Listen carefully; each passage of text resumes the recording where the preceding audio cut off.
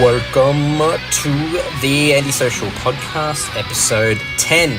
I've reached the milestone of 10. I had no idea if I'd make it this far, but so far so good. Massive thanks to everyone who's listening. First-time listeners, welcome. Hope you stick around, listen to future episodes, and go back and have a listen to some of the cool ones we've done to date. Some really cool guests that I've had, and lots of cool guests in the pipeline as well in the future. So hope you enjoyed this one, and hopefully stick around as well. This episode is not brought to you by my 1997 championship season under-14 boys runners-up trophy from the Redcliffe Basketball Association. Now, keyword or key phrase of this trophy is runners-up. That's right, we didn't win, but we got a trophy. Now, this is the only sporting trophy I've ever got. My sporting career as a child was limited and full of failures. I played cricket, rugby league, touch football, basketball, and never really excelled in any of them. I was pretty dismal in every single one, and I was always on the reserve, on the bench. I was always, playing rugby league. I was left out in the wing. When you're a kid, that usually means you're slow and fat and can't play properly. When you're playing professionally, it usually means you're a fast runner. But in primary school, it's very different, and you knew it when you were a kid, and it's unfortunate. But this was the only trophy I ever got. So even though we didn't win, and we were in the championship game, and we were runners up. We were second place. We were the losers, and we got a loser trophy. Funny story, the only other time I ever came close to getting a trophy was when we were living in Rockhampton, and I was in primary school, and we used to play club basketball. Basketball was massive in the 90s. Basketball cards, as I've mentioned before, really popular, and the NBA was really popular at the time in Australia. NBL was going great coverage in Australia, and so naturally a lot of people at school were into basketball, and a lot of us played club basketball. And I don't know how long I played for, but I played for a few seasons. I was actually quite impressed that I played for that long. I really, really loved basketball as opposed to rugby league or cricket, where you did that through school and you just did it because you had to, and I didn't really enjoy it that much. I actually dreaded it a lot of the time because I just wasn't good at it whatsoever. It was quite stressful, actually. I feel sorry for kids that struggle. I think sport's great, and I think it has a lot of positive qualities, but not everybody is an outdoorsy type of person, and not everybody is athletic, so to speak. And kids can be assholes, and if you're not good at something, then you can become a target. I didn't have the best of experiences playing those sports, but basketball was fun. Basketball was the sport they were best at. So anyway, at the end of the season, we came last in the league that year, and the coach that we had put on an end of season barbecue at the courts, like at the place where we play our games. So which was really cool, and it was going to be trophy night. So what they did, it was a very thoughtful sort of thing that they put on the tape, put out there, was that everybody got a trophy, and they just made up awards. So I can't remember what they were, but it would have been something like fastest runner, or best 3-point shooter, or whatever, most dedicated or most passionate. Just we're all kids, and you just need that. It's just positive reinforcement. So they end up doing the awards, and so we're sitting there. We had a barbecue and whatever, and they started handing out awards, and I was just so excited. I was waiting for this. For a trophy. And then as it kept going, my name wasn't getting called out. I just go, I'll get there. Maybe I'm going to be one of the last ones. And anyway, they got to the end and they said, well, that's it. Thanks, guys. Thanks for a great season. We'll kick back off again in a few months' time, or whatever it is, blah, blah. Thanks so much. And I hadn't got a trophy. And I just sat there, and, I'm a kid. So I'm getting emotional. Now I'm trying to keep it in. I'm trying to bite my tongue, trying to keep the tears in, and just try and, just suck it up a bit. And I asked somebody, I said, I didn't get a trophy. It was either the coach or one of the other parents from the team that was helping out. And they sort of had this look going, sorry, and we forgot. We'll get you one. It's okay. And I can't remember exactly what the conversation was, but it was definitely this awkward sort of feeling like, we missed a kid. And I don't know what the outcome of it was. I never got a trophy. I don't know whether they actually sort of followed through with trying to pick one up or whatever, but the moment was gone, and I was absolutely shattered. And I remember being in the car on the way home, and I was sitting in the back seat, and I just held it in. And I was so upset, and I could have just burst out crying. I had never felt so forgotten and left out. And when you're a kid, it can be quite a traumatic thing. And the fact that it's still for the most part is quite vivid in my head. And, I'm 31 now. It's obviously been traumatic. So, several years later, I'm playing basketball again down in Redcliffe in high school, and we get this trophy. And you know what? It was runners up. We lost, but I got a trophy, and it just made it sweeter knowing that I missed out all those years ago, and I finally got a trophy.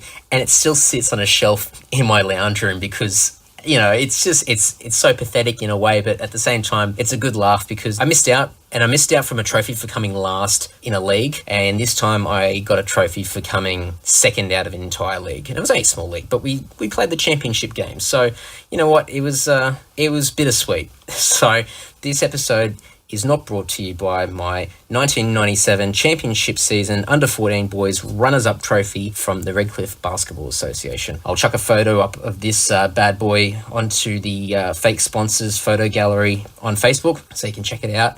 If you've got any really crappy trophies that you got over the years, take a photo and chuck it in the comments of this picture just so we can all have a bit of a laugh. And because there's some pretty ridiculous ones that you get over the years, and a lot of those participation trophies or awards, even if you don't get it, even if it's not a trophy and you got like a medal or a certificate or something like that, those ones where you were pretty crap, or you didn't do well, but you just got that participation one, that pat on the back, like, yeah, well done, you participated. So if you got anything like that, take a photo and chuck it in the comments of this one. It's we can have a laugh and exchange stories. Plenty more crap sponsors to come along. So this episode is episode 10 and is with a good mate of mine from Adelaide called Shane Bailey. Shane runs BMusic, which is a music store based out of, it's Gawler, it's pretty much Adelaide, so in South Australia. And Shane's been very closely aligned in with us over the years. We use Shane's store to purchase all of our music equipment, our gear. He's helped us get ESP endorsements, and he's heavily linked in with ESP guitars.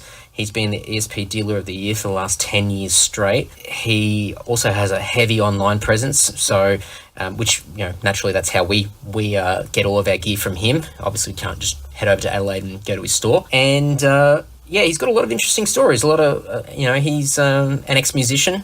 Still plays, but definitely a different capacity these days to what he used to do. And it's just a good conversation. This is a pretty lengthy one. This is one where we just went off on a whole bunch of tangents, lots of good observations with what the music scene's like these days, what a lot of artists fail to do. Even for someone who's not a musician or a music fan, will still find this interesting. There's a lot of cool stuff. Sometimes it gets a little bit techie, especially when he starts talking about some of his Metallica signature guitars that he's got in his collection. But look, I think there's a lot of cool stuff in here, and I'm sure a lot of people will get something out of it. I will have links for everything that's mentioned in the episode in the show notes, and we'll provide some more information at the end of this episode. But enjoy. Take a bit of time listening to this because it's a lengthy one. So use this for your commute, or if you're at the gym or at home or wherever it is. Blanket out a bit of time and have a listen, and I hope you enjoy it. And this is Shane Bailey.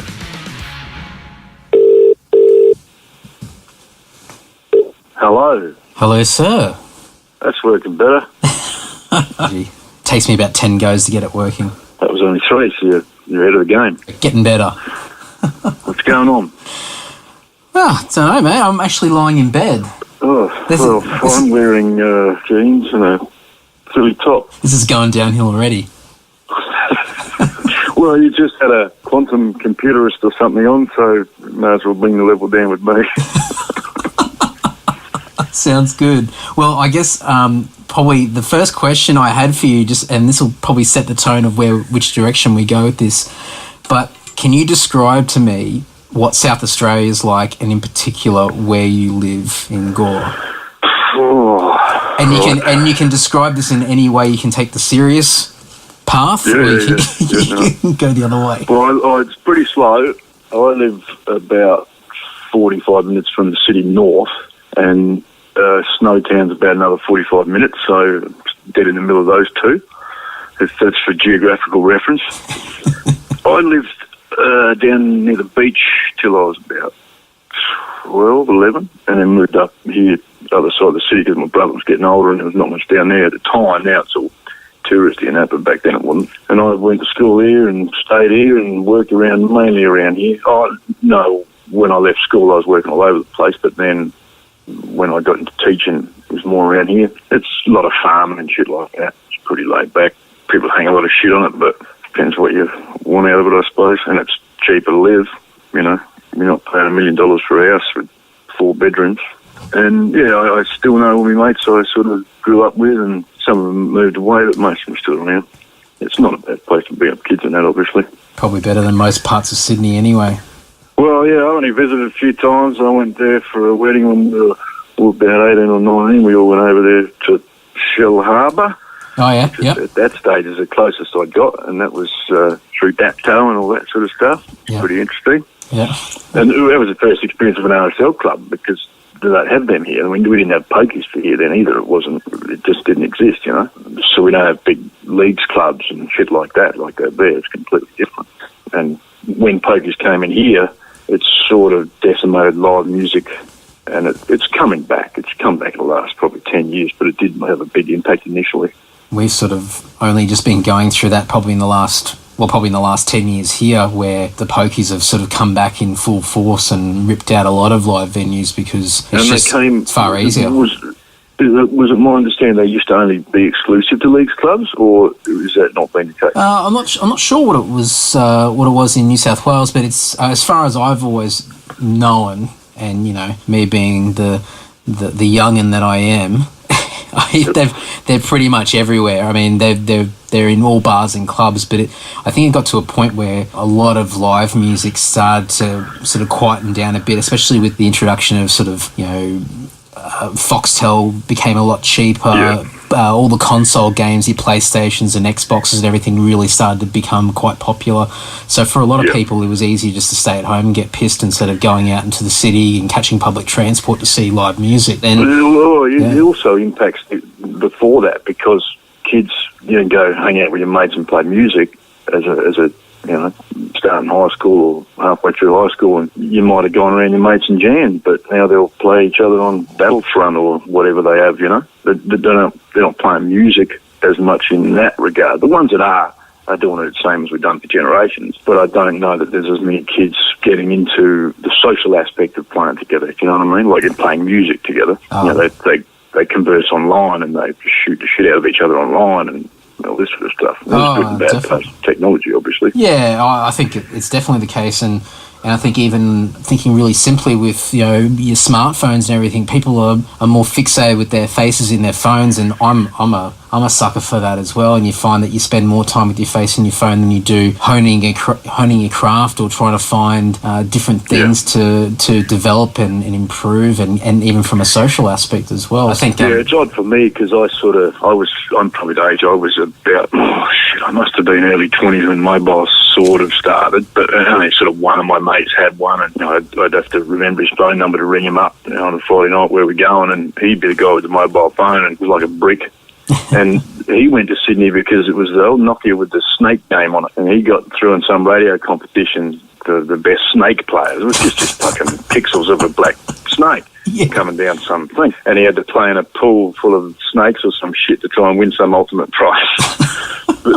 But actually, I didn't have a mobile phone till I had the shock, because I resisted it for a long time because it didn't interest me. So the first mobile I got was 15 years ago, I suppose. But obviously all that's changed too, the smartphone. So I'm in the middle a little bit in that I grew up without it, but the internet was sort of coming on when I was, I guess, very late teens, you know, dial-up and everything. And it just became something that was there, but not something that dominated everything. And then paradox to that is that my business is largely based on the internet. Without the internet, a lot of our business doesn't exist. So that's a perfect segue, because one of the things I was going to ask you is I've only visited your store once, and I tell you what, it's a quiet town out there. We've got 11 pubs. Yeah, that's the most important thing. At least you're well covered then. Yeah, there's one directly across the road. Well, you don't have to go too far to find one either way, but there's one across the road. Oh, that's perfect. But, when I was teaching, that was my living, I used to supply some of the schools with gear. You just couldn't get it, you know. And at the time, the big things were Pro Audio in Canberra and Venue Music in Sydney that mail all the things. And there was no one selling online.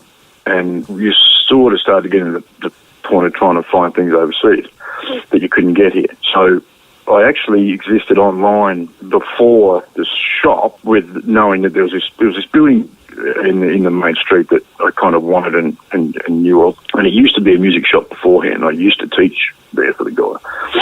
And I knew he was going to be out eventually, and I wanted that building. So I sort of set up the website for selling and that sort of thing beforehand. And back in the day, Netscape Composer is what you used to use to build websites, and learn HTML through Notepad, because all those editor things that what you see is what you get editors were a pain in the arse. Yeah. So built a site and then got this property, and when we got in, it was full of white ants. So it took about 3 months for them to fix that. It's rental. It's not that part's not my expense, but I couldn't trade. So we were trading online effectively before we opened, and that was 2001. And there were many less players, obviously, in the e-commerce caper back then. And we've had customers, obviously, from all around the world ever since. There's a lot more competition now, but we've always tried to specialise in something specific that give us a point of difference, you know. So out of the store, which is 3 stories, but we really only use the middle story for trade, the $10,000, $15,000 guitars aren't hanging up in the shop, you know. They're stored somewhere.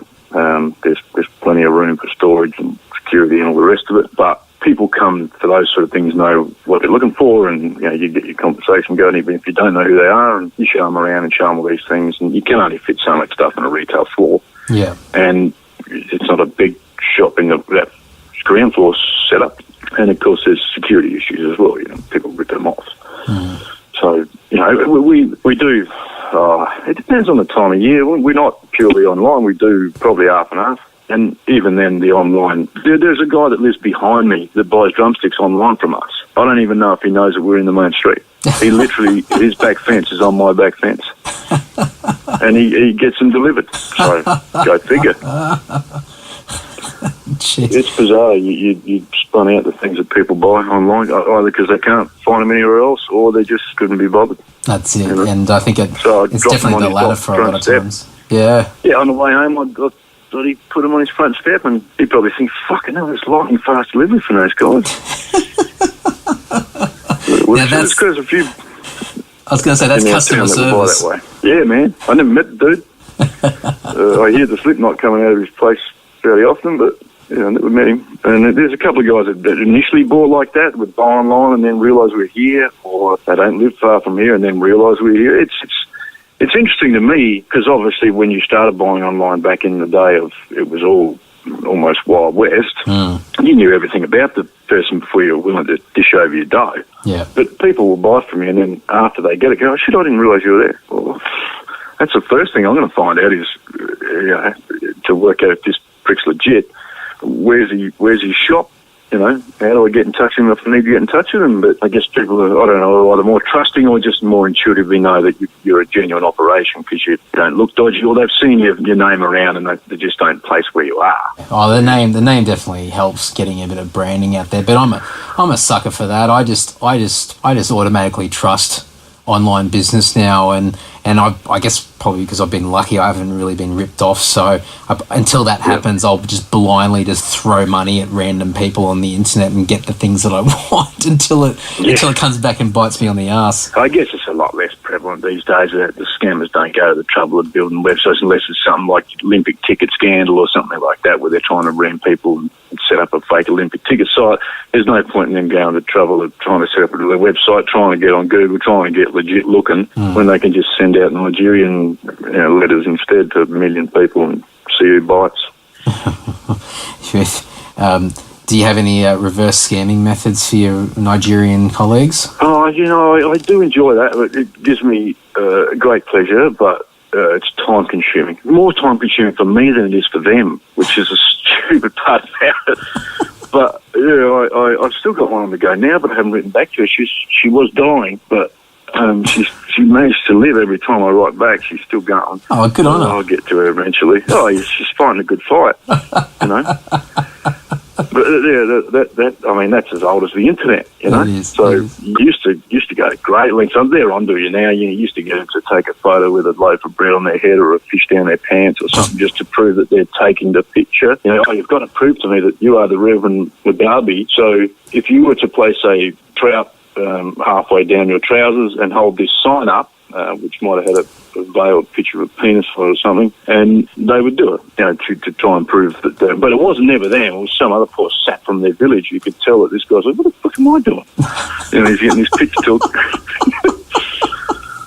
Have you cherished these pictures? You've kept them for keepsake? I did. One was a long one. It sort of went back when the ESP USA forum was quite big. We sort of got one going and on our forum, and I thought, I'll document this one. And that was the one where I got a copy of their driver's license, and it was Princess Mary's driver's license. Back when she was Australian, it was Mary Donaldson. So they'd found a scan of Mary Donaldson's license somewhere, and that was their proof of identity. And it was supposedly a church group. And it was after the Victorian bushfires. These pricks were using that as saying that their Guyanian relatives were in the bushfires, these assholes. Oh. So they're the ones that they sort of prompted me to string these cockheads along. And well, there's guys that have gone to the lengths of sending them bags of rocks or boxes of rocks to Nigeria or Guyana or wherever it is, and putting the value of the thing at $2,000 or $3,000. They're thinking they're going to get a bunch of computers or something. And then they pay the duty on it, thinking that they're going to get this, you know what I mean? Yeah. And so it costs them. But some people are really intricate with them. They end up getting money out of them, not for personal. They don't get the money. They make them pay money somehow, because some people think, you're being cruel, but it's run by these operations. They call these guys lads. So these kingpins of it are doing it to hundreds of people at a time. The gangs that they're running. Yeah. And, they don't need the money necessarily, but the lads doing it, I don't know how much they get out of it, but it's just, it's wrong. Mm. And when they use a thing like the bushfire thing, you ask what, this is one that I'll take action on, but not that, it gives me more satisfaction. They can give a shit. They'd probably cop it all day long, but, it is what it is. If you can get a laugh out of it, I guess it's worth doing. Do you know if that thread's still around on that forum, or is it long gone by now? No, it is somewhere on our forum. Yeah, I'll have to try and kicking around somewhere. I'll have to try and find it. And some of the references get a bit odd because you're talking about different valves for amplifiers. It's coffins that we're supposed to be doing from or something. It got to that point. And there was sort of inside forum jokes on the ESP USA one that were about kiss caskets, and I think that's where it started. And we're going to install EL34s and 6L6s and KDA8s and all this other crap, which doesn't make much sense to someone outside that side of it, but the rest of the thing makes sense. That was where Medic Industries was born. Phil and Paul Medic, the two brothers operated that Medic Industries, and that's where we grew from and had the Dick logo. And he held out the picture of the Dick. Yeah. And then I think there was another one, but it was like a Medic Industries splashed across this sort of silhouetted penis, and the guy's holding it up in front of some woman's face. I don't know what that was about. We sort of went from there. I got all sorts of gear out of that. That was the Mary Donaldson one. Medic Industries was born. Paul and Phil Medic. The empire began. Yep, Phil and Paul and Phil and Paul, the Medic brothers. I'll have to find that thread on the forum and chuck the link up there so people can check it out. I'll have a look. Going back to what you're saying about sort of online business, do you ever see in the future you packing up shop again, going back to just being purely online? Well, you can't. Realistically, you can't do that in Australia because the supply of most major brands in Australia is controlled by distributors, and the distributor has a system in place where you need a bricks and mortar store to be able to get access to their stock, which is fair enough because if you're going to have any brand, you've got a commitment to the brand in terms of the amount of stock you're going to carry, and then to present that stock to a potential punter. In America, it's very different. It's just such a foothold online only that there are stores that exist that aren't bricks and mortar.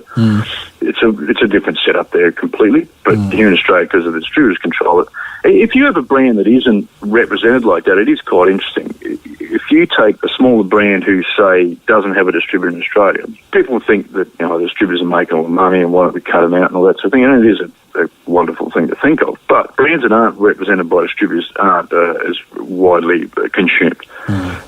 So when it came to, say, like it might be a pedal manufacturer, and he thinks, oh, no, bugger, I'm not going to get a distributor, I'm just going to sell direct to shops. What happens then is a lot of people that aren't bricks and mortar stores will tell these guys that they are bricks and mortar stores, because they might want to have a bricks and mortar store, because they want to get their stuff out to punters and see it on the showroom floor. Yeah. They'll tell the manufacturer they are a bricks and mortar store because they know they're never going to check, and then they get it. And then a lot of bricks and mortar stores won't buy something that is sold by non-bricks and mortar stores because you can't compete with the price. And oftentimes these guys aren't even GST declaration guys because they're not even making enough money. So they're always going to beat you on the price. And they've got a day job. So you're not buying the product because it's no good. It's just you can't sell it because someone's going to beat your price because they have no expenses. There's fuck all money in it as it is. But to buy $1,000 worth or $2,000 worth just to buy a small pedal range and have it sit there, you could have been buying $1,000, $2,000 worth of something that will actually sell. Yeah, and it'd probably bite the person on the arse anyway, the people who are manufacturing the product anyway. It always does, yeah. It ends up doing that. So when, say we brought Comparison into Australia originally, and Comparison's a great company, they still make great guitars, but the parent company in Japan was going belly up. And what they were doing, so we were the distributor, a guy called Steen in Denmark was a distributor, Guitar Asylum in Denmark was in New York was also a seller. So there weren't many internationals doing it. When this company was going tits up, they were backdooring it to Japanese buyers. Were actually Gaijins in Japan who were selling it. They knew they were selling it to them because they were going to sell it overseas. They couldn't sell it to guys backdooring it in Japan who could then sell it in Japan because that would affect their dealer network. So what they were doing is selling it to guys they knew were going to sell it overseas. Yeah. These guys were selling it on eBay for less than I was paying for it. Yeah, right. Because we would buy our stock, and we're not going to place an order every week for the stock. We've got to import it, and we buy a bunch at a time. We're not going to buy one here and whatever else. So to keep their cash flow going, they were backdooring this stuff for these Japanese guys who were selling it. I think they're actually Westerners. And so that made it impossible for us to sell it, made it impossible for Steen to sell it, made it impossible for Sarsign to sell it. So we ended up dropping the brand, and then the company went tits up, and it's now... The Comparison, it wasn't Comparison that went belly up, it was their parent, who was an importer into Japan of Randall amps and things like that as well. It's now owned by a UK company who must have had some sort of wholesale relationship with it, who's been trying to get it back, but now it's not in these stores. Like it was brought in by a store in Canberra. They brought in for a little while after us. There was a gap in between. That gap in between here and in Europe, it affected the brand in those markets. So in the UK, it's doing okay because that's where this owner's based. But in Australia, no one talks about it anymore. But that wasn't... We initially probably would have thought, oh, it's internet hype and all that sort of crap that this brand is getting recognition. But at the end of the day, because it wasn't in stores and people weren't buying them and playing them out and things like that, it just doesn't get seen and it just drops away. So that's the risk that the manufacturer runs by handling their own distribution or... the distributors in Australia, they are the ones that are paying for the marketing, paying for the endorsements and all those sort of things most of the time, sometimes even paying for the warranty. So they do have a lot of expenses. We don't agree with everything that all distributors do, but, by and large, they get the product to Australia. It's definitely far more crucial for gear as opposed to, like, we always have the debate about music distribution and trying to make sure it's covered by as many places, especially in Australia now, because a lot of music stores have just been, they've died off, and you've only got the monopoly of JB Hi-Fi, and they're cutting back their music sections now and replacing it with every other product under the sun. And you sort of go, is it really worth going through the heartache of signing some sort of distribution deal to try and get into shops when, for the most part, there's a lot of other ways to get you even just a physical CD out to people, but for gear, it's far harder because you can't just promote stuff. Absolutely. So. Like the record store in our town closed down a few years ago, and the only place to buy a CD in this town is Big W. It's only top 20, and people come into our shop looking for a CD shop. I've never seen them before. They come in and ask, "Where's the CD shop?" And we don't have one. They look at me like it's my fucking fault. But you're the dude that I've never seen in that record shop before. You're the dude that, now that Andre Rieu's got a new fucking album out, you want to buy it all of a sudden. Where's the rest of the music you've been buying from? It's probably online, which there's nothing wrong with that, but you can't. I guess small record stores in more of a cottage industry type thing would be the ideal, but unless vinyl keeps growing, it's probably not viable for anyone anywhere. In the first 6 months of this year in the US, vinyl sales doubled the revenue from YouTube Music and Spotify ad-supported and all the other ad-supported streaming. Vinyl doubled its revenue.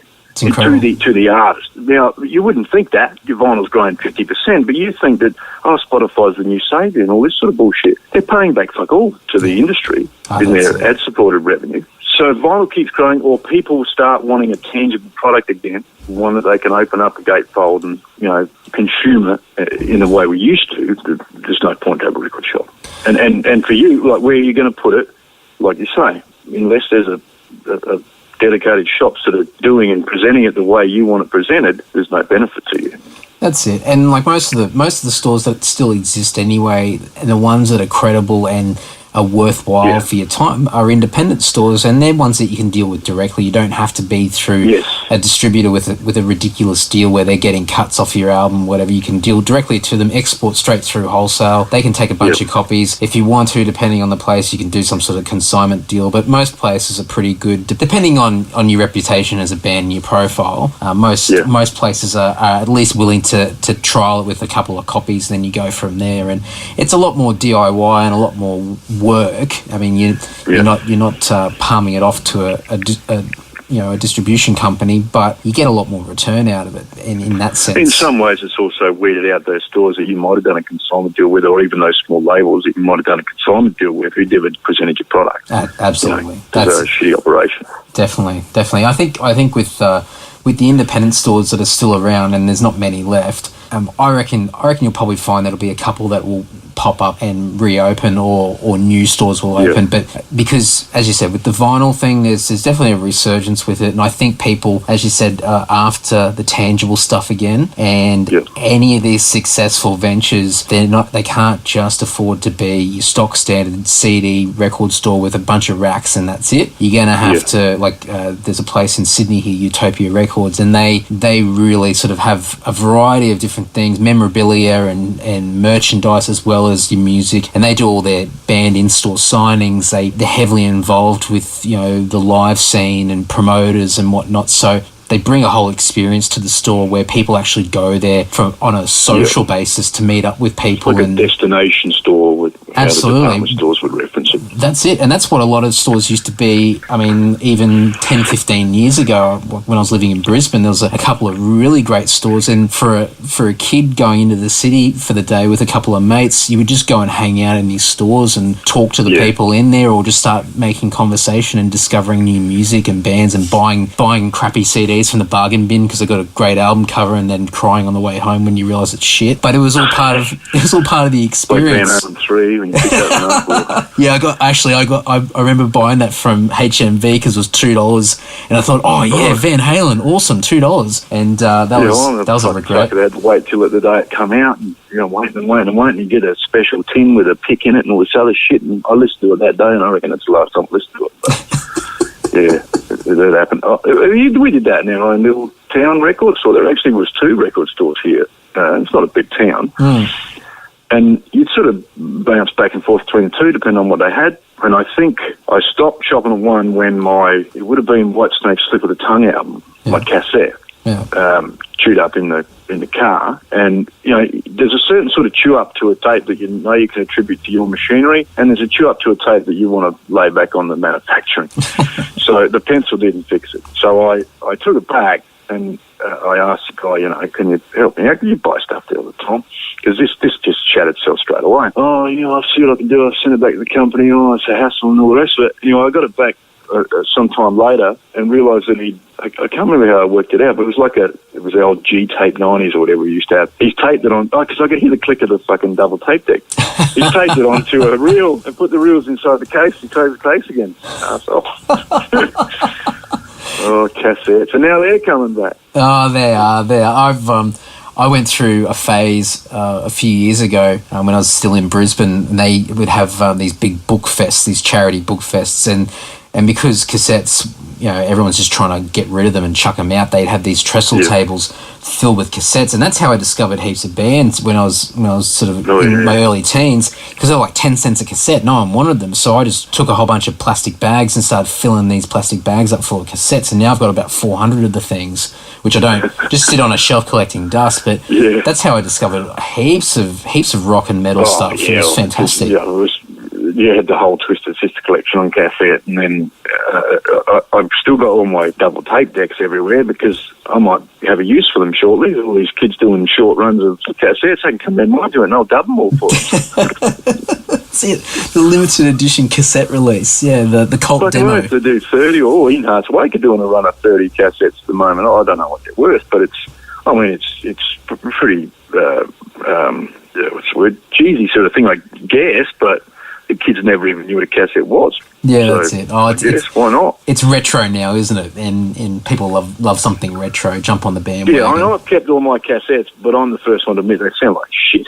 Yeah. And if you really dug on a song, there's a click at the end and the start of it because you wore the fucking thing out. And who knows what speed it's... I remember, because you'd play along with it, you'd be learning this thing, and then you didn't really understand what tuning was all about relative to the cassette, and after you thought you'd nailed it, you'd done it I don't know how many dozen times. It's can't do a guitar and tune with this cassette anymore. It went straight to the buggery. And then you finally upgrade to a CD, and then you realise that the song's completely different to how you've been listening to it on cassette. Yeah. And I was a fairly late adopter to CDs too, because I'm somewhat tied to things. I'm hard to change. And my first CD, my brother had bought it, and it was Gary Moore Still Got the Blues. I think that was probably 87 or something. It was still LPs and cassettes, It took me a long time to get into CDs, but, same with DVDs for that matter. I'm still fucking running the VHS. Well, It's that thing again, that age where I'm sort of halfway between these two things. I'm like that with Blu-ray. I can't. It doesn't interest me whatsoever, and I know a lot of people. I've actually never watched a Blu-ray. I think the PlayStation does it, but I don't own a Blu-ray. Yeah. If I go in the shop and I see a Blu-ray and a DVD, I think, if I buy the one with that blue thing on it, does that mean I can't play it wherever I feel like playing it? Which I assume is the case. Yeah. And so I always go, I better play it. So then I just pick up the DVD, And I've got a Blu-ray player, but I don't think I even own a Blu-ray. Like a disc, I just got it because that was the name and seemed to be the popular choice to get. And I thought, just in case I decided to start picking up Blu-rays, I better get a player for it. And I walk in the stores and I see, the big screens with the Blu-ray, movies or concerts or whatever played. And it looks pretty crystal clear, but fuck, I don't give a shit about that. Tim loves that stuff. He knows all. He's a gadget freak, and he can tell the smallest of differences. And for me, that stuff glazes over. Like I have no idea. It took me ages to get into DVDs. I've still got all my VHS tapes all sitting collecting dust, and I get frustrated because I can't watch them anymore. And and I go to every once in a while I'll go to a charity store to see if I can find some cool old CDs, and then I go past the VHS shelf and it's all the same stuff in there because no one wants it, and it's about buy 10 for $1 or whatever it is. And I look and I find I was in a store in Adelaide last year, and I found some really cool Rush videos. And they were like $5 each, and I thought, I'm going to get these. Didn't even think about it. And then I got home and realised I don't even have a VHS player that works anymore. So they just sit there on the shelf. I can't watch them. And then I end up finding the concerts on YouTube anyway, so I just watch them on there. Yeah. If I set up a big home theatre system or something, it'd last 5 minutes. The kids would run past it and catch a cord on their foot, and it'd be fun.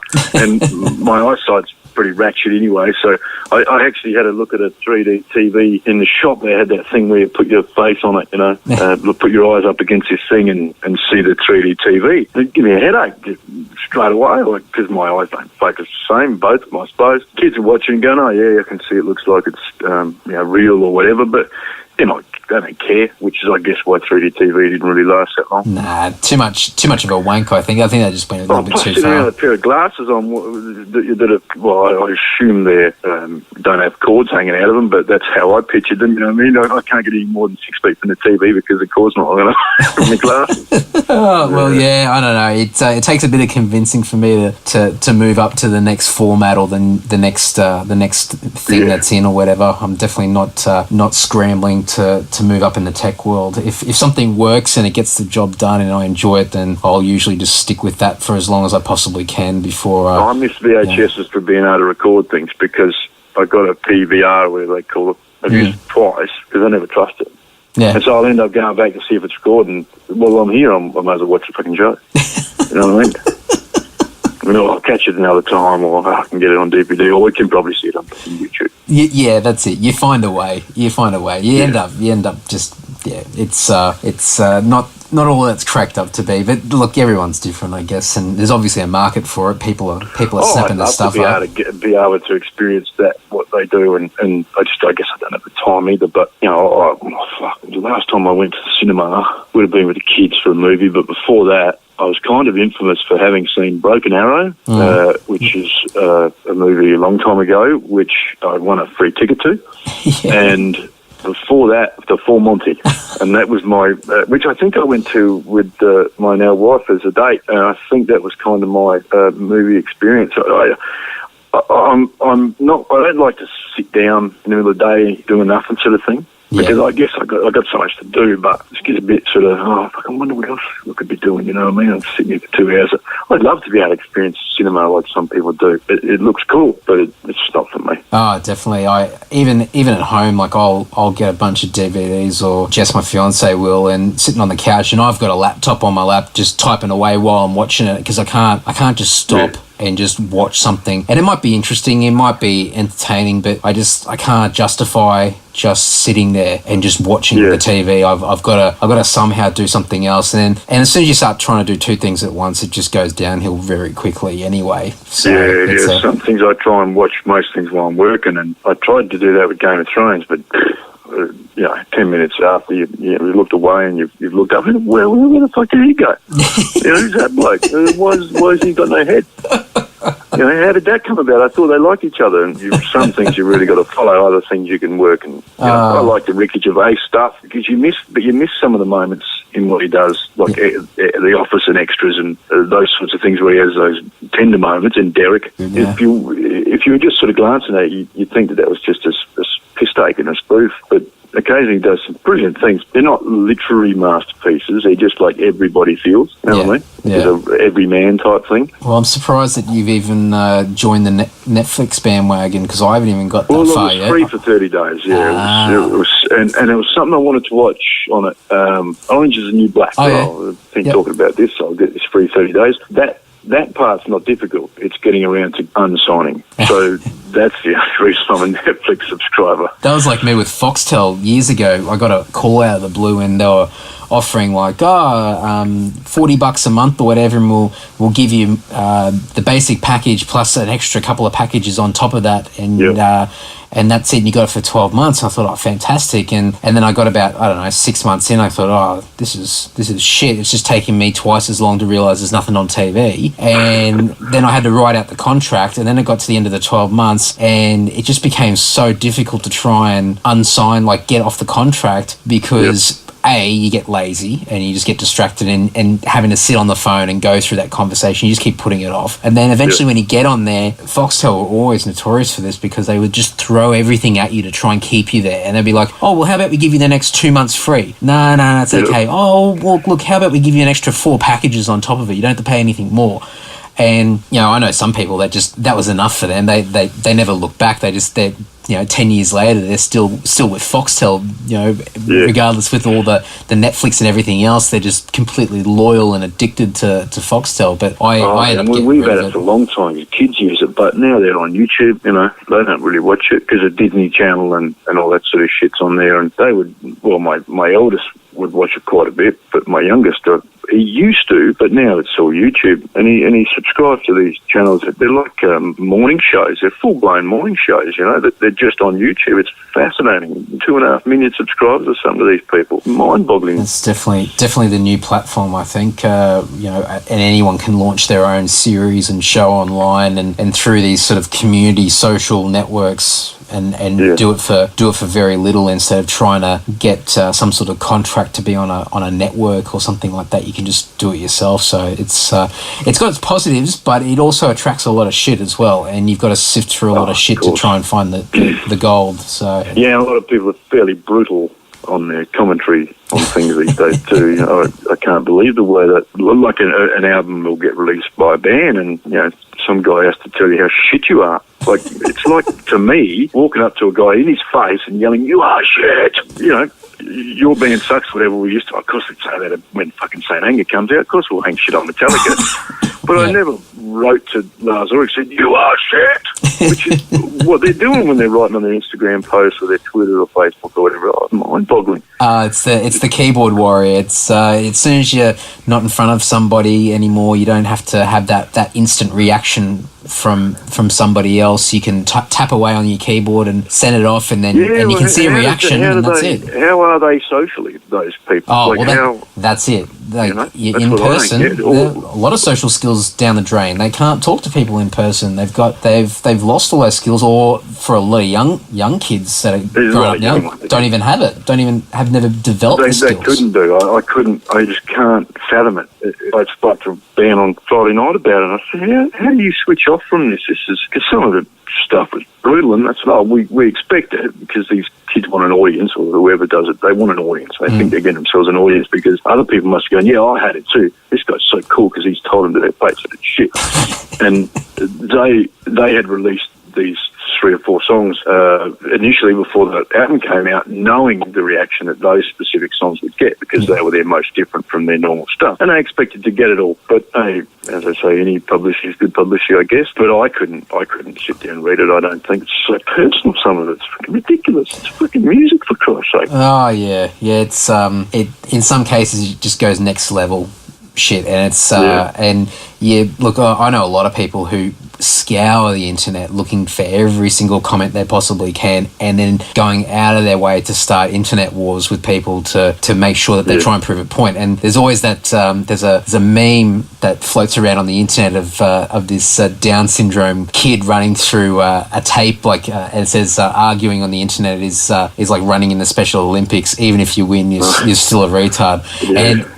And while that's probably not the most politically correct thing out there, it's true in a way, because it's from the internet argument anyway. I mean, even if you win the argument, you still haven't won. You still look bad, and the best in a lot of those cases, the best scenario is just to not even read them in the first place and just ignore them. It's just not worth it. Yeah, even as a store, very rarely you get someone say something that's just wrong, and you think, do I bother responding to this fucking idiot?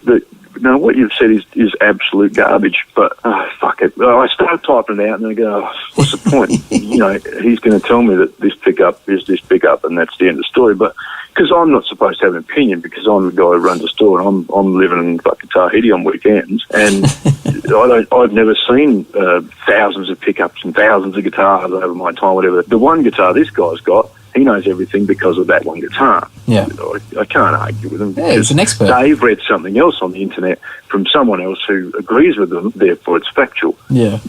Earlier days when forums were bigger, I mean, there were some stupid arguments, but you could have some debate. I don't see any debate going back and forth with some Twitter posts or, you know, some Instagram posts, because they're so abridged. It's not a matter of being, what's the word? It's not a matter of being concise. It's more, they're just short fucking sentences with abbreviations that barely make any sense.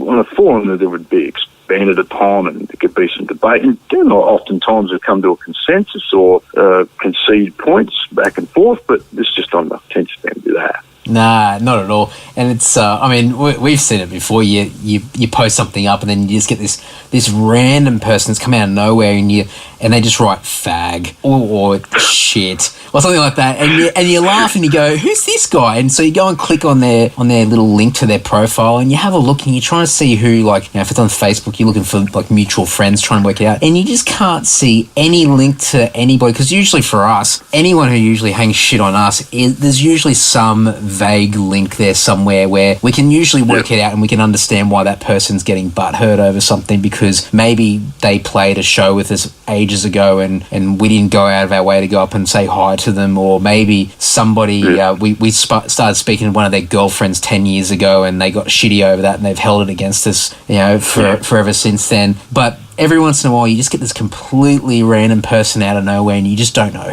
who the hell this person is, and you just laugh because it's just so ridiculous and over the top, and you just wonder what's going through this person's head. Like, what, you know, is it, are they writing it because they genuinely hate the music? And sometimes they'll get shitty because you haven't validated their opinion. That's it. Yeah. You know, well, your opinion doesn't mean anything. You're a fucking idiot, but you know.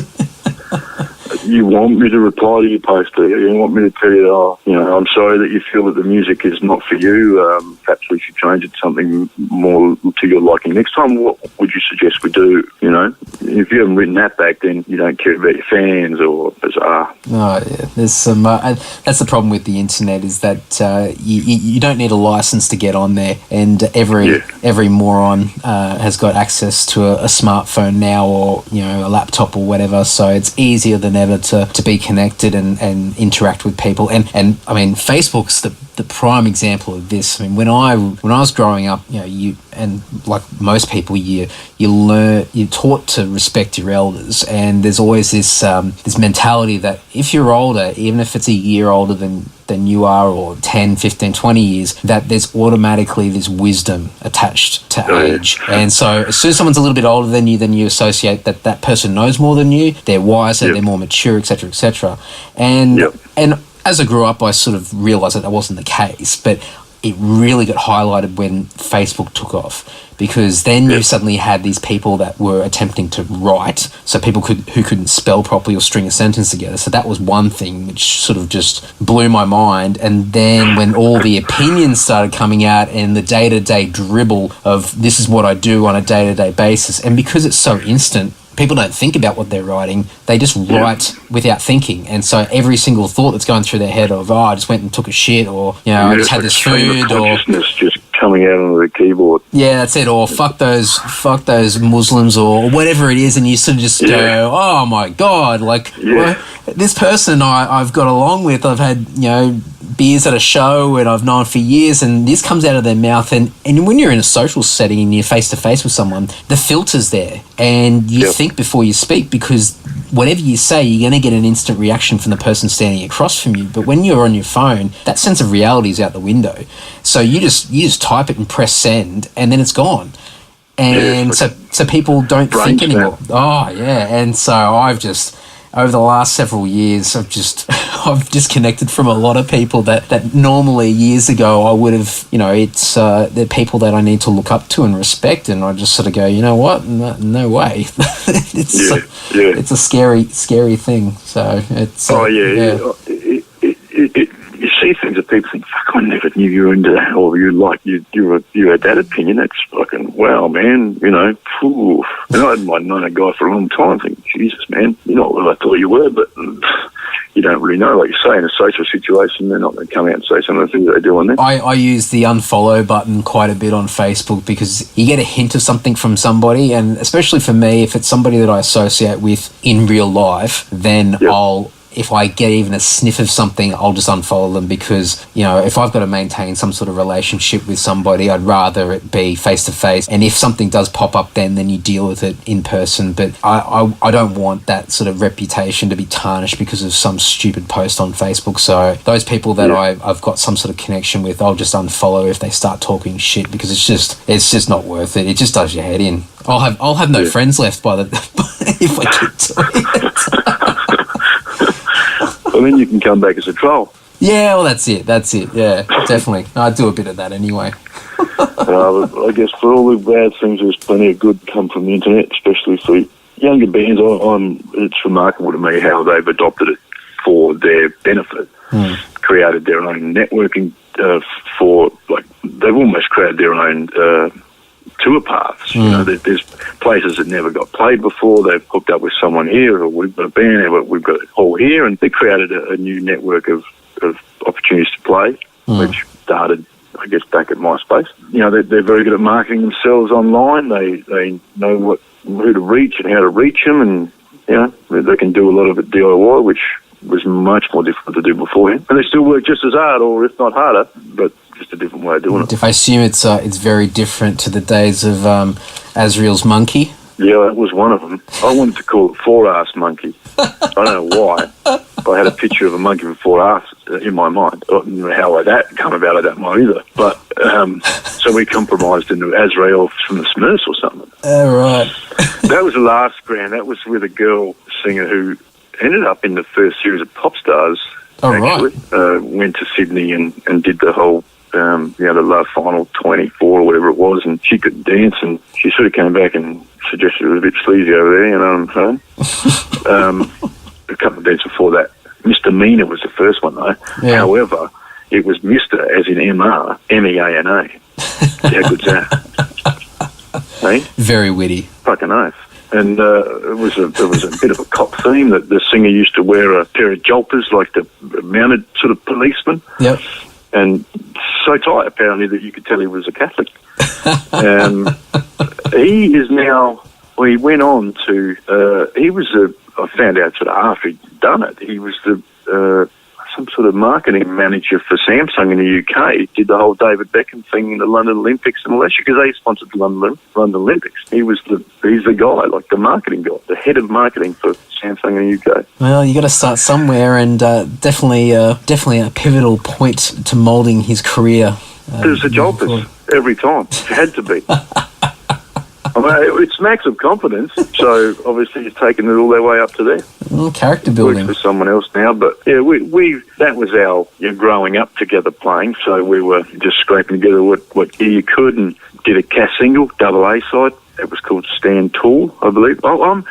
In a way, sometimes I'm not much of an archivist. I'm not an archivist at all, and I don't keep anything. Sometimes I wish I had done, but I know if I need to get it off someone, one of my old mates will have it somewhere, but I never really kept anything, press clippings or CDs or tapes or any of that sort of stuff. But we did this single thing, and that drummer, I played in all those bands with through there, and he's still my best mate. Yeah. Some of the bands that are working really hard now, they're all friends, or as close as they can be, for spending an ungodly amount of hours on the road together. And I kind of say when we're talking about it, they say, stuff and this and that, but when they're my age and they look back on it, one of the best things they're going to remember about it is they did it with their mates. So being in a band and getting into a band and then thinking, I'm going to be famous, this and that, which we all did when we were trying to tease our hair like Britney Fox. you don't think about. So if you're joining a band now and you're saying, this guy's a cockhead, but I'm going to stay with him because this and this, it's just not worth it. You're going to have your best memories of doing it with your friends. At whatever level you become, whether you're just playing in your shed and you play a couple of shows out, you'll have a great time with your mates.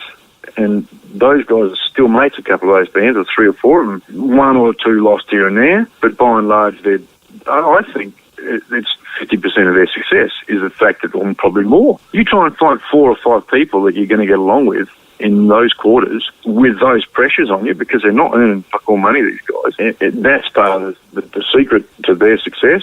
And they all understand who's doing what in the band, so they're business-like in that sense, that's his role, that's his role, that's his role, that's his role. If one of them's role is to book the shows and you get to a place and it's a shitty show, don't hook into him. You know what I mean? That sort of exists. Oh, you booked the show, it's fucking shit. Well, how come you weren't booking these shows? We agreed that this is how it's going to work. I didn't intentionally set it up so we're playing in some 2-foot by 2-foot shed in the middle of nowhere. Shit happens. They all educate themselves very well, which is a good thing about the internet. We couldn't get educated about what manager was going to screw us. But if a band is not willing to educate themselves now with all the resources they've got in all facets of not getting screwed for one, but how to book shows, how to tour, how to treat people, then they don't deserve to get anywhere. All of those guys that are doing well have done a lot of work on that sort of stuff and made great relationships and whatever else, and they don't take anything for granted. There's one or two I can think of, because we deal with a lot of them through either them or through their management, but most of them because of they started buying from us when they were in school, the nature of the internet. Yeah. One or two of them I can think of that didn't care about the business side of things or didn't want to care, and they would have management which no longer have that management, because the management doesn't want to work with someone who doesn't want to know what they're doing. Yeah. Because every time they make a decision or they do something, they're going to turn around and go, how come we're doing this? If you educate yourself about what your management's doing, then everyone gets along better. And one of them I'm thinking of specifically no longer has the management they had and is going backwards fast. And they didn't care about it, and they also didn't treat really... Say, we're part of their chain in that they need their gear, but they don't treat... Like, we don't make any money off any of these guys, so we're effectively fronting them for some gear, and they pay us off, but not paying off someone like us, that shows your attitude to the people that are trying to help you out. And that's what that band had done, or one of the members of the band, two of them. There's another guy that his attitude towards endorsement really stank. It was like, he's doing them a favour sort of thing. It's very rare to get an endorsement and extraordinarily rare to get free stuff. But acting like, you are the reason that this fucking company exists, it's not the way to go about it.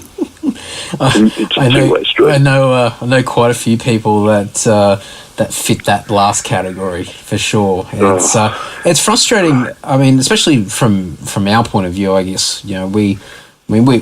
It's all trial and error, and especially when you do DIY, you have to sort of learn as you go. And if you do make a mistake, you move quickly to rectify that and move on. But any sort of win along the way, if you manage to secure an endorsement or some sort of accolade or support from somebody in the industry, then you do everything you can to make sure that that person, whoever's made that decision for you, knows that they're not regretting it and that they're getting the absolute most from you that they possibly can, and showing that gratitude for the opportunity. And I see a lot of bands out there that either have been given the opportunity and do take it for granted and then whinge later on when they get dropped from whatever agreement that might be, or you've got the ones who have never been given the opportunity and they whinge constantly and don't do anything about it, and there's that sense of entitlement, and you just laugh and you go,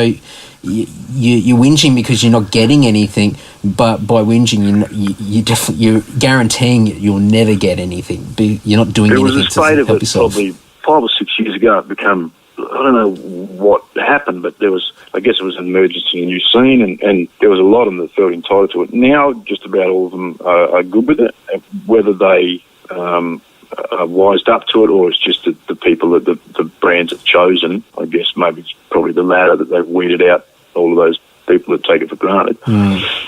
But some of the guys work incredibly hard for the brand, without a huge amount of return, but because they're happy to have the accolade of having the acknowledgement from the brand, that aspect to it. Someone somewhere along the line is paying for it.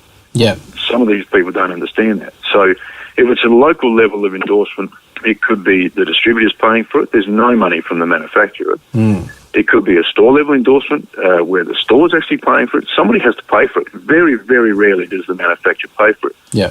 So in the example of your guitars and Tim and Mark's, you got a deal that is extraordinarily rare, but that's because of your relationship that you had developed with Makoto, the representation that you give the brand, and so on and so forth. It's extraordinarily rare to get guitars like that. Most of the guys are happy for the discount that they get, and work really hard for it, and because every little bit counts in terms of dollars for them. Absolutely. And they know there might be some other opportunities down the track, but to sort of demand this and that when you first signed up, and some of the smaller companies will give it to them, but that's what they need to do. Obviously, they're a smaller company, so they're trying to get the exposure. You can't go to a massive manufacturer and say, I'm such and such, I've got 5,500 likes on Facebook, you should be giving me heaps of shit, you know? Yeah. It's remarkable, some of the people that ask. And Facebook's not obviously only proof of what your popularity is, but 2,500, 3,000 is probably not that impressive to, you know what I mean? That's it. To a manufacturer or anyone looking to endorse you. I don't know where the rest of your marketing's going. By accident, you should have more than 2,500 Facebook followers without even trying. Got any exposure, Yeah, but definitely. you know, then when multi-$1,000 things for cheap or nothing, things that you can't even get a hold of, you know, that are so hot at the time that you can't even get enough stock of to supply the people wanting to buy them. And I think they're entitled to them. You've got to think, what are you going to do for the brand? How is the brand better off by having you get a discount on it, or you know, what exposure will the brand get? If your answer is, oh shit, I don't know, I'm going to post it on my Facebook page. You know what I mean? Yeah. It's fairly simple to work it out. It's a concept that gets forgotten very often by a lot of people, and a lot of people just in the local metal scene, and people wonder why the metal scene, the local Australian scene, suffers so much, is because everybody's out to get something from somebody else, but no one actually stops and goes, well, hang on, if I need that from that person, what can I give them back to help them in order to get what I need? So everyone's always about taking and not looking to try and help others. And some people laugh at me because I'll go out of my way to sort of, you know, try and push other bands, or even just really simple shit like just getting people to send me stuff, and I'll just include it in our online orders when I send stuff out to people, and I'll just chuck free CDs in there, or flyers or stickers or whatever it is. And I've had a few people laugh at me, go, why waste your time doing that for bands that aren't going to do anything? And I just think, well, okay, to start off with, the people who order from us get all this extra shit, so they're going to be more inclined to buy again from us, especially people overseas when they're paying through the neck for postage. So I'm trying to give them more bang for their buck. So you're helping with, you know, customer retention if you're thinking from a business point of view. Secondly, for those bands that are actually sending stuff through, you're getting them a bit of extra exposure, and you're doing a bit of cross promotion. They're getting their stuff out to people that probably they might not normally be able to reach. And it's not just people in, you know, locally down the road or whatever. It's people on the other side of the country or the other side of the world. And it's you know, it's something for the fans. It's something that they get excited about. Yeah, that's it. And really for me, half these bands out there that send me stuff, it's stuff that's been sitting under their bed for the last 5 years. It's collecting dust and they can't do anything with them. And I send these CDs out to people, and these people are contacting these bands and saying, this is fantastic, what are you guys doing now? And they're sort of like, oh, I guess we better do something now. And it's great. I think it's just it gives people an excuse to get their product out there. And I just struggle a bit with some of the bands that are active at the moment, because they don't understand the concept. A lot of these old school concepts of just like flyers. They go, what's the point of doing a flyer? I said, well, it doesn't cost you much. Just go down to Officeworks and print off a bunch of black and white flyers. You can still make them look slick. Probably never gone around in one of the cars with a bucket of flour and water and done it old school. Yeah, that's it. What's wrong with that? That's it.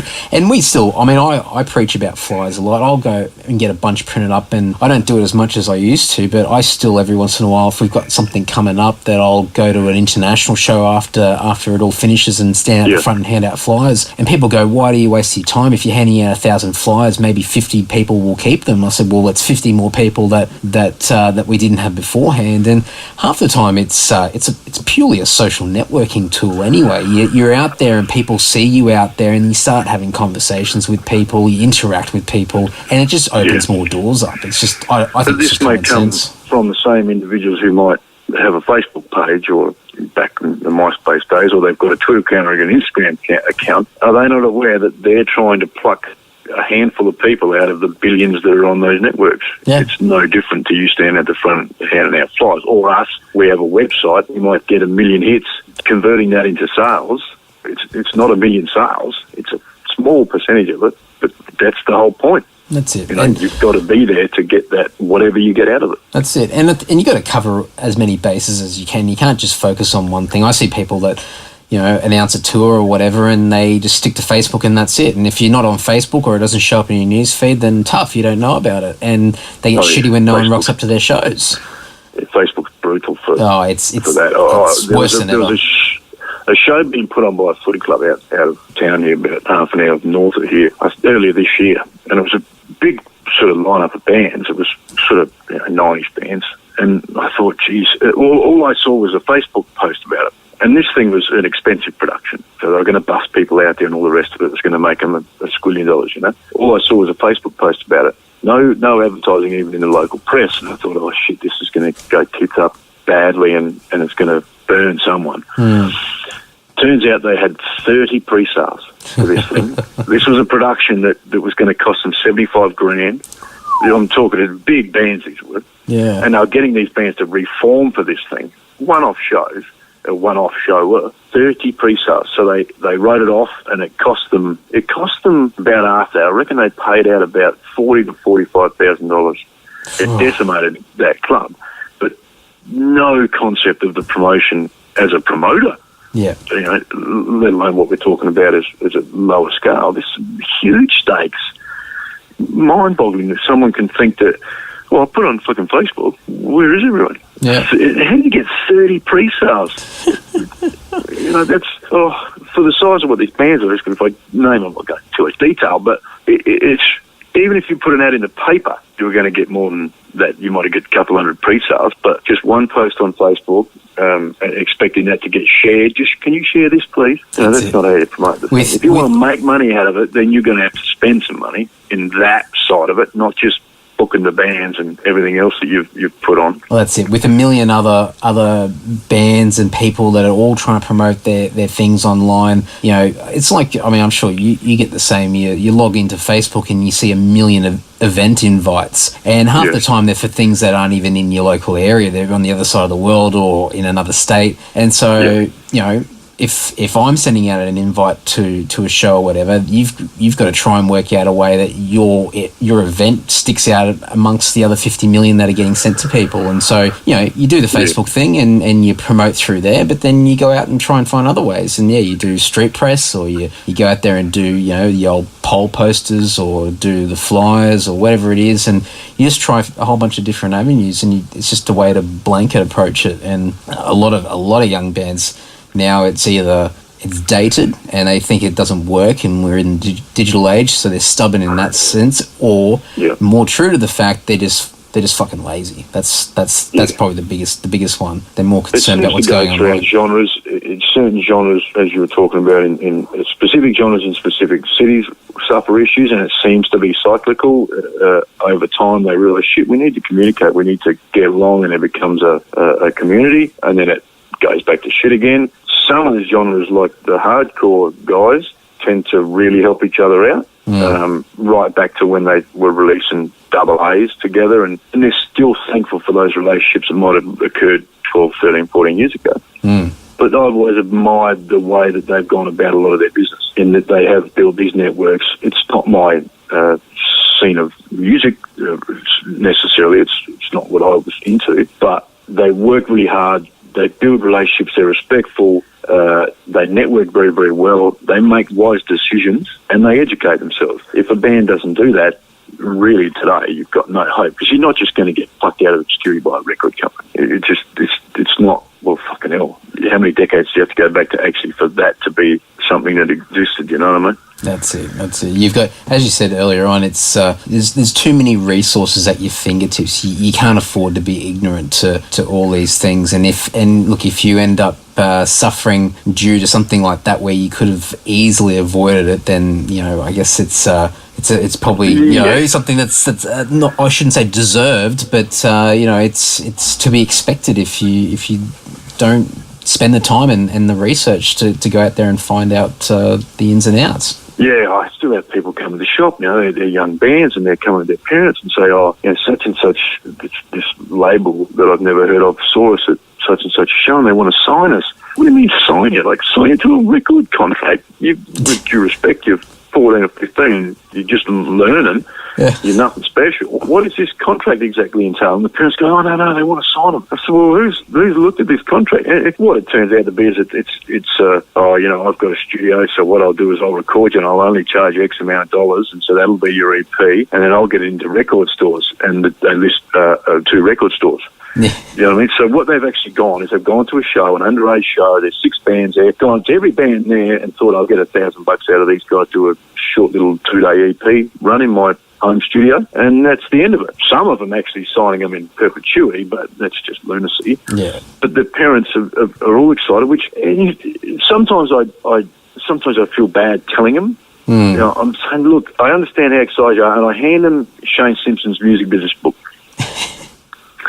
I say, go home and read that. If you're not prepared to read that, then, you know, because then they come in all excited about, you know, the label and all this other shit. It's just bizarre that a 45-year-old mother or father of this person can be buying this bullshit. Take that book home and read it. Very few of them read it. I guess we're still in that transition period where you've got the generation before that's still stuck in the glitz and glamour of the whole rock star lifestyle and how everything used to be with, you know, record deals and touring the world and all these sort of things, and not being, you know, and it's also probably not having as much knowledge of how technology works in general now, and having enough knowledge. And so that, and you know, if you're 13, 14 years old, you probably aren't as clued up either, because you're still learning. So you're going off what your parents are saying as well. You're relying on your parents. Your parents are getting as pumped up about as you are. Hang on. And I give them that book, and most of them don't read it. And as soon as they give it back to me and I ask them if they've read it and they haven't read it, you know, oh, thanks, but no, it's all right. I'll check it out later on. The first thing they need to be doing is reading a book like that, Shane Simpson's book. Yeah. It might have some things in there they think is irrelevant to them, but they're going to learn a whole lot. It's Australian perspective.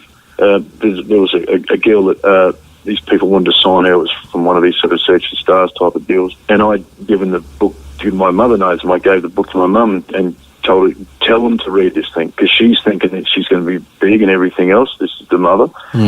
If you've got any responsibility to what's going to happen to your child's future in terms of this business, you need to read that book. It's just a book. Just read the book. No, don't do it. You know, it tells you everything. If you are going to get screwed, you are going to get screwed because you haven't read that book. That's it. You weren't going to get screwed if you read the book. Simple as that. And the music industry is just one of the very few industries that doesn't have much or if any regulation whatsoever. So anyone can rock up and say they're a promoter. Anyone can say they run a record label. Anyone can say they're a hot shot within the industry and have some sort of reputable, image or whatnot. And you can spin any bullshit story. And especially, I mean, I've seen it, especially over the last several years, a lot of real drop kicks that are absolutely loaded with money due to rich parents or whatever, and they become promoters and they end up screwing a lot of bands over, and they even screw international artists over. And then you've got these local, I mean, I can't remember the name of the festival, but there's a local band festival that is in all the capital cities each year. And I think the format's something along the lines of that the bands have to pay to play the show. Oh, yeah, that's Scorcher Fest. That's the one, yeah. Because we keep getting messages from them. I think they're just being cunts on, for the sake of it, because they know, but they always keep inviting us to play and giving us their fees, and we just tell them to fuck off each time. But, I mean, these poor bands, I mean, they get, and especially the scenario that you said before, especially if you've got parents that are getting excited and aren't up to speed of what the industry is like now, you go, oh, that's a really good deal, because you get to pay to play in front of people, so you get exposure. That's an investment. Yeah. So, these people just get screwed over. So because they got a captive audience and they're capitalising on their emotion, because every kid, as an adult, you want to be told, oh, I'm a record label and I'm going to sign you, and, then all the things, imagination starts going and think, oh, wow, this is what I wanted, no matter what level you are. But it's almost abusive for people to prey on underage shows and sign them, which all it is it signing them to come and record in your studio that you've set up. That's all you want them for. You want their 2-day EP to be recorded at your studio. You get them all going, you get the whole family going, they ring all their mates, they post it on Facebook, blah, blah, blah, we got a sign, without any realisation to what's actually going on. But if you read any book or any blog or something, straight away you're going to pick that, and you should pick that, and you should call this guy out for being a cockhead, Yeah. Or you've got a mate who's a manager. So, and same with these promoters, some of them might be well-intentioned, and your mate's your manager, but is he the best person for the job? he's passionate about it and he wants to be involved and so on and so forth, but you've got to make a critical decision in terms of who your manager's going to be if you're not going to do it yourself. You can't be, but it's going to hurt his feelings. You have to get a person who's going to further what you do, otherwise there's no point in having a manager. I've seen that quite a bit, and there's not a lot of bands that we associate with these days that have managers anymore. Either it's just it's not economical anymore, or they're just useless. They're just they've got their own agenda and they're trying to push their own name out there to try and get a reputation, and they end up running the band that they're representing through the mud and screw them over. So a lot of bands have just moved away from it and really take on a lot more DIY themselves, which it's good in some ways. It's a bit sad in others, because I'll tell you what, I'd love if we had a manager that I didn't have to worry about half the shit I do, but at the same time I probably wouldn't have the level of probably dedication or satisfaction from seeing the results either, because I'm putting the work in and you get the results, so there's more satisfaction in it. Yeah,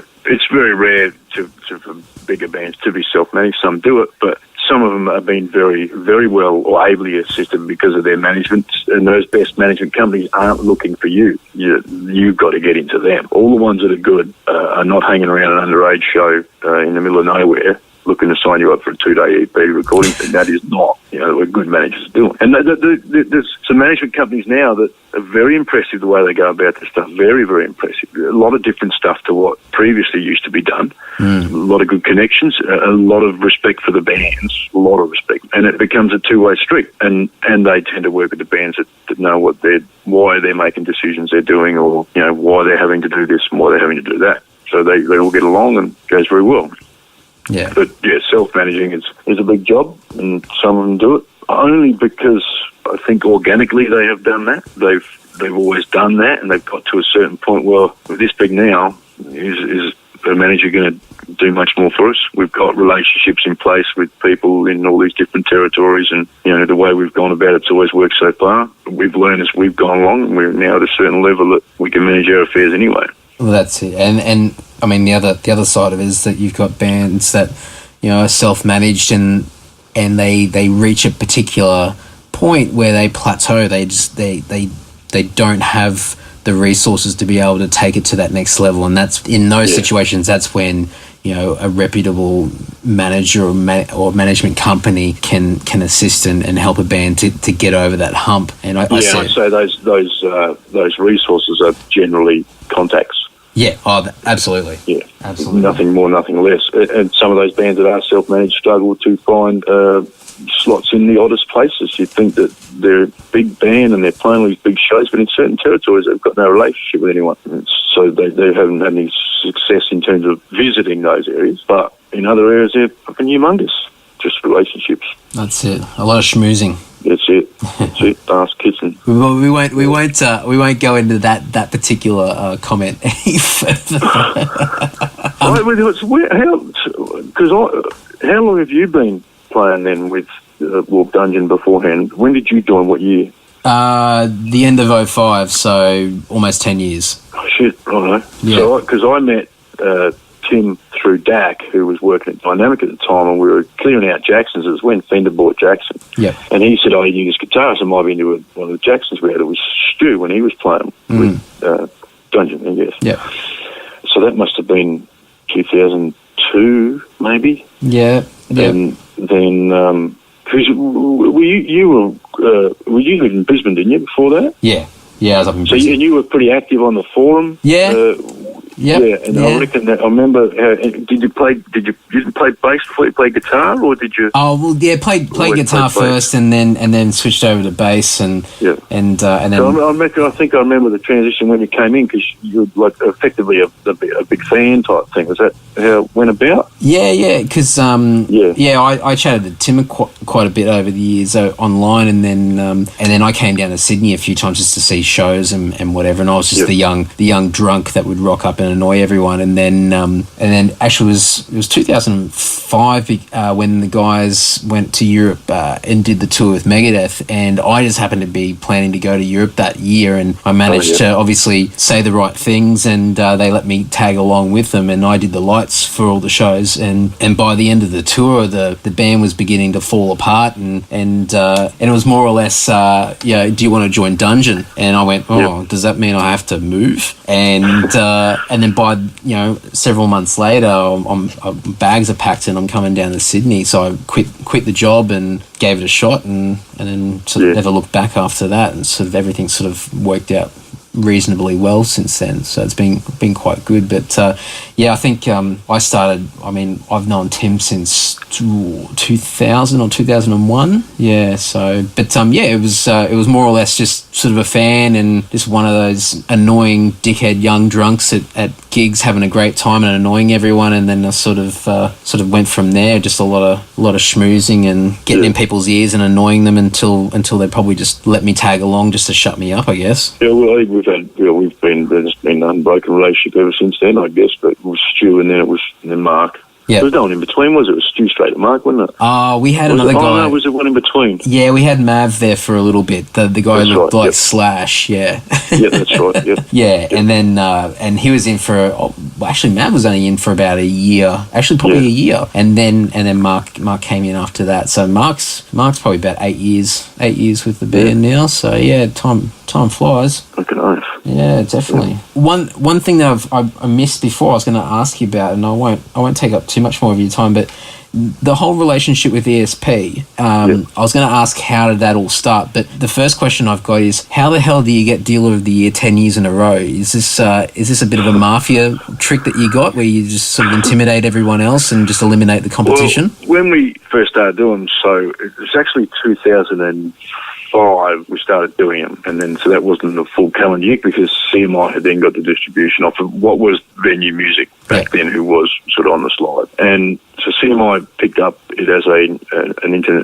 Australian distributor as opposed to a store that was just sort of selling them here and there, and we became a dealer sort of straight away because we had a good relationship with them, and we always worked really hard to sell the Japanese stuff. So it's obviously dollars involved in the Japanese stuff, more so than some of the Indonesian or the Korean stuff or what have you. So early on there weren't many dealers at all, and certainly even for the first 3-4 years I guess there weren't any dealers selling the higher end stuff. Every year since then probably we've had someone who's had a crack, like a dealer who's really given it a shot to beat us, but it's sales and marketing. So it's your how many sales you do, obviously, and that's always the top or whatever. But you also got to be able to prove that you're marketing the brand. It's a sales and a marketing award, effectively. Yep. And we're always pushing the brand in terms of what else it does, not just what you see on the ESP USA site. That Kirk Hammett got a new black guitar. It's promoting what ESP is, and it's a 40-year-old company that still hand makes guitars in Japan. That's the expensive stuff, and people sort of think, how can a guitar be that expensive? But the handmade stuff is literally handmade. There's a band sort of cut it out. It's no different to any other small luthier, whereas one guy builds it from the start to the finish. So it's the process is no different. The materials are the best that you can get. The luthiers are the best you can get. They've got, for their vintagey type instruments that they build, which for sale in Japan, they've got 58, 59, 1960 Les Pauls there. They reference off of the real things. They're not just guessing it. So it's sales and marketing. We sell the most, but we mainly sell the Japanese stuff, so the dollars are up there considerably more than a number of LTDs or something. But we also always done our special runs. So for years we had them, they're called BMF models, which is the BMusic Forum, where we'd sort of knock out some specs together and come up with an idea for a short run of a guitar. And I think it started with I think it was an SV about 2004. And we used to build, say, 6 of them, sometimes 10, depending on what the requirements that Japan needed for the run. And we built 6, and we'd sort of sell them to the forum guys and some other guys. And we used to do 1 or 2 a year, always trying to come up with something else. When it became E2, the reason for that branding change was because ESP in Japan were quite keen to have the ESP name only attached to their highest end product. In Japan, they only sell Original Series and Custom Shop. They're both handmade. Original Series is just a series of the guitar, so it might be a Forest or whatever, that is a production guitar, so you know what colour it's going to be, you know what shape it's going to be, but it's still handmade. They didn't have a standard series. A standard series is only for export, which was the more, I'll make 6 at a time, what they call team built. So more than one guy's building. They were for export, and some dealers were bringing them back into Japan and then selling them sort of as a grey import, I suppose you call it, confusing a Japanese consumer that this one was called an ESP and this one's called an ESP, but this one is 250,000 yen, this one's 650,000 yen. What's the difference? So much so that ESP had to put out a press release type thing explaining the difference between standard series and what was normally available in the Japanese stores. So E2 came about because of that. The standard series became E2. A lot of flack from punters about the name change and it's not ESP and all the rest of it. It's the same guitar, but that's going to happen. It's inevitable. But it was a Japanese decision, and fair enough. They got a lot of pride in their name, and they want it only on their high-end stuff. And it stops the confusion for the Japanese domestic dealers, customers. So they also now are able to sell E2 in Japan because it's not called ESP, so they can confidently sell it without having to explain the difference all the time. Yeah. So you have Edwards, then E2, and then ESP. So the special run thing then got more difficult because they required more units. They were wanting 12 units sort of minimums, which can be difficult if you're effectively speculating on a model. And it's good to do 6, and you can find 6 people that are into those specs. So then we sort of thought, and also they got rid of the standard series. They got rid of a lot of options that were only available to outside the USA and Japan. So we had a point of difference to America because people are looking to America to see what the price is there, and because we're so busy ripping people off that they're going to buy it over there. The Americans only had a very narrow range of ESP. They always did have, and we had a very broad range. It was up to about 250 different shapes and colour options. So E2 stripped back all of that range. There was only a very limited range left. So just like with our short-run BMF models, we needed a point of difference, and we started to think about artists that don't really get looked at by the Americans in terms of signature models. So we can do our sort of special run, but we can do the dozen units, but we can also have the help of the fact that the artist name is attached to it, and that might help some sales, but still also you're rewarding that person for being so supportive of ESP as an Australian, because the Americans are not going to do it, because they're not going to. It's a small market here, obviously. So the first ones was actually you guys, which was we expected to perhaps have to buy more of them because it's expensive to do, because I got to commit to the whole lot. But Makoto was, because of your relationship, build them in that much smaller run. If we want to do more, we'll have to buy 12, but we were able to get that done. So that was the precursor to then going to the John Daly model from Northlane, which is a fairly highly spec guitar, so it's not cheap, but it's got a lot of expensive spec on it. But I've sold that to a rockabilly guy who has banjo tuners on it. Has no idea who John Daly is, doesn't care. It's a baritone 7-string Telecaster. He usually uses a 6-string. He's now put pinstripes on it, like the rockabilly thing. And he's about to do a video of it. He doesn't care who John is, but it's a well-spec guitar. Yeah. So you have different buyers for these things. When it happens, we need to commit to a lot of units to get it to happen. And we kind of take a risk, but we will commit to the units and then say to CMI, look, if other stores want them, then they come along and they can buy them and take them from our allocation, because we're happy to share it. We don't want to have to buy them all. But so that's how the 12 units get made. CMI may make a few, I'll take 6, and then there'll be a handful here and there. Then at the same time we're doing that, Parkway Drive models also came about because we've known Ben for some time, who's their tech. And I said, well, ask them if they would be into this, and they were really excited about it. And they're not real complex guitars. They've got all the things on them that they want from them. So John's is really highly spec.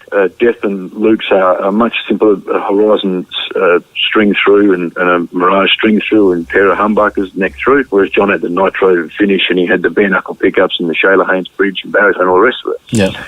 Same deal. I commit to all of the units, and if other stores want to buy them, then they can buy them. So we end up with about 5 of each or something like that. And they sold really well and all over the place. And they're really excited about it. And they're really good about it too, because they're always using them. They record it with them. People have this thought that, the artist doesn't use the same thing. It's exactly the same, because they came to my shop first. and then I just grab one and set it up and send it to them. Yeah. It's exactly the same guitar, and it ticks all the boxes for them. They're really excited because they've got to get this thing. Their fans get to buy it. It's expensive for what most they might have thought what the demographic is, but they're all gone. Then we look to what we'll do again with it. But you have to do those sorts of things in Australia to differentiate yourself from the American market and all the other markets. You can't just expect that ESP USA's website's going to sell all your guitars for you. You've got to do something. Yeah, absolutely. Definitely a lot of outside the box thinking. Yeah, and so we'll mock them all up, and it's quite interesting to see the other stores using my artwork that I created, but I don't care. I think it's good for those artists to be able to get that recognition. Those stores don't realise that that's my picture they're using. Yeah. That's purely in mock-up. It's not the real guitar, and they start promoting them, and my logo disappears off of lots of things, but I think those artists deserve those things. And America is not going to be looking down to Australia to find their artists, because you've got to take it to them. They're too busy in their own backyard with all their artists. So when Brett Garsett got his, and his model was a similar sort of thing. It was a short run sort of a thing. They had to buy X amount of units at a time, and they did that for Brett, and that sold very well because it's a versatile guitar. So I don't know what we'll do next, whose we'll do next, but we'll do something. Yeah, I reckon it's great. It's fantastic, and especially for the E2 brand, for us, I think it was it definitely helped having Makoto in our court, but I think it was almost like right place, right time as well, with trying to introduce that brand and get the name out there as well. Brand. Yeah. It was fantastic. It was definitely a bucket list moment for all of us. Just something that we would always sort of fantasize about, to have our own sort of signature acts, and it happened. And I remember being down at Adelaide and playing the show, and you brought the guitars along, and got to open them up and have a look, and it was a pretty cool moment. We went out and got shit-faced afterwards. Yeah, indeed. What a surprise. Yeah, beer towers. And there's one other thing. Apparently, Mark's been hassling you about this rare ESP that you got that you're refusing to sell him. Oh, the Zorlak. It's the early Hammett that had the Jackson sort of headstock. They call it the Zorlak because he had one of when he on his one. I think it'd have to be between Lightning and Justice. Would that 80? Would that be the right timeline chronologically? About 87. Oh yeah, 87 would be just before Justice. Yeah. Yeah, and it's got one with a plus head sticker on it that they call Zorlak, and that's why that guitar is sort of colloquially known as Zorlak. It's the first Hammett sort of model. It was called an MM290 back then. Is it got sort of like a Les Paul shape to it? No. That's KH3, but it's like his current one now, but it's got the Pointy Jackson headstock. Ah, gotcha. Okay. And the skulls go vertically down the neck instead of horizontally. So if you're playing it standing up, the skulls actually lean on their sides instead of how they do now. Yeah.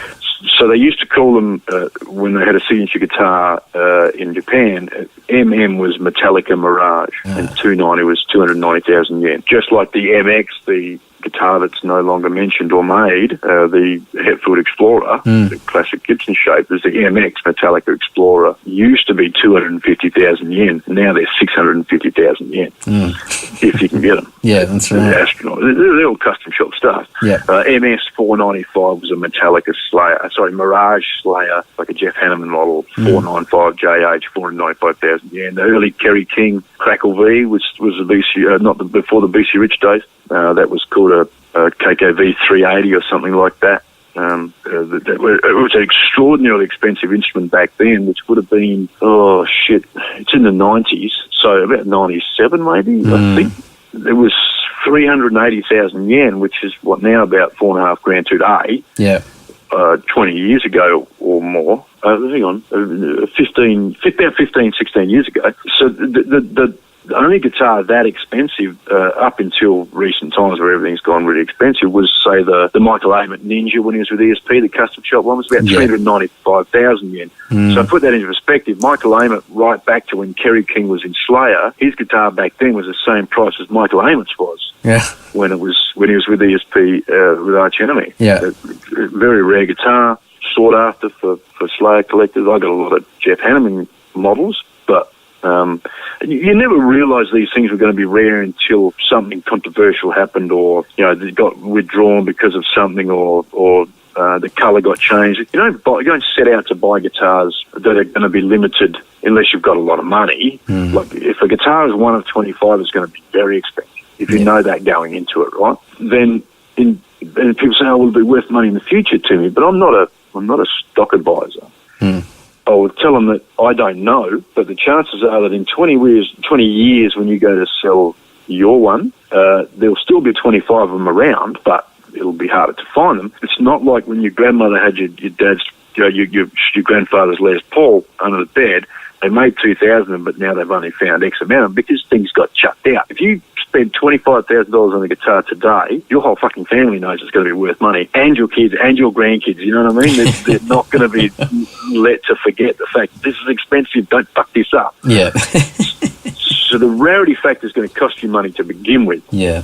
And it's not going to necessarily appreciate. But sometimes they'll make a guitar and they only make it very briefly. For whatever reason. Michael Amott left ESP just after he got his last 2 CH1s, and I only had one of each here in Australia. And that's the only ones that got it. So whether Michael Amott guitars become expensive down the track depends what Michael Amott does, in part. But eventually, that's a rare guitar. So someone's going to want it, whether it's Michael Amott or not. They might just be a completist and they like to collect certain periods or whatever. They are rare guitars, accidentally. That's how most people come across something that's going to earn them some money down the track. But I never sell a guitar telling someone it's going to be worth more money later on. I think that's bullshit because I can't predict it. No, that's it. And so, your rare Hammett one there is going to be sitting with you indefinitely. Mark won't be able to get his hands on it. Yeah, I rarely ever sell them, and I had to sell a couple when we built our house that I probably wish I didn't have to, but I did. I wish I hadn't because I just missed them, but I don't get to play them very often. The irony of owning a guitar shop is you get to play fuck all guitar. But those things are hard to get and they're harder to acquire again. So if I let it go, then how am I going to get another one sort of thing? It's like